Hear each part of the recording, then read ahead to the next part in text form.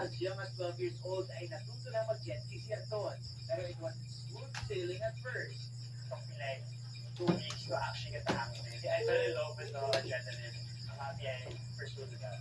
Sa ngayon ay patuloy ang fishing training niya, all in the hopes of reaching his gold medal dream.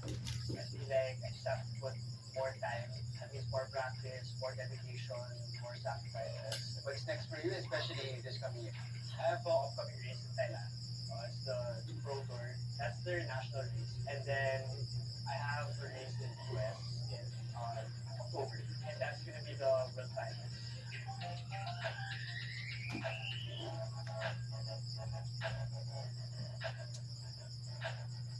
Subukan na natin mag-jet ski kasama si Anton. Ano yung tip mo para sa akin to handle this kind of jet ski?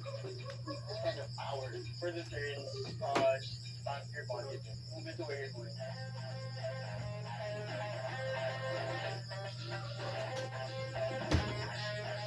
Just maneuver this right away. So, lakas mo lang natin yan. You know, sobrang bilis. Isang ganun mo lang. Konting pindot mo lang. Arang-kata ka na. So, ibang klase. Lalo na pag sa turns, medyo challenging siya. We also got to try this supercharged jet ski, which is what they actually use in competition. So if you want to be as good as them, you really need to train hard. This is actually Martin there. And I'm Anton Ignacio. Keeping you in the game. Abiso mga kapuso, may hanggang Lunes o May 18 na lang para magparehistro para po sa susunod na barangay at sangguniang kabataang eleksyon.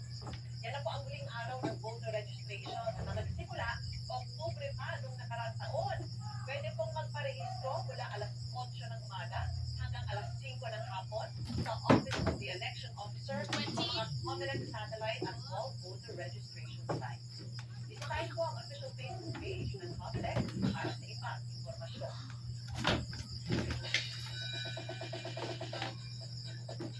Naghahanda para sa panibagong project si Tanya Lopez ay busy pa sa pelikula kung saan lover girl ang kanyang role.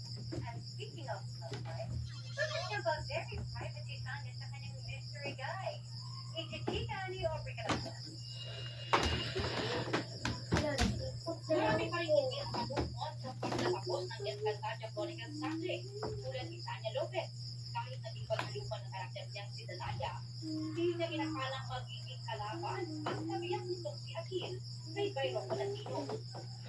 Nagulat ko siya kung yung gusto pa din si Akil. Ako sabi ko,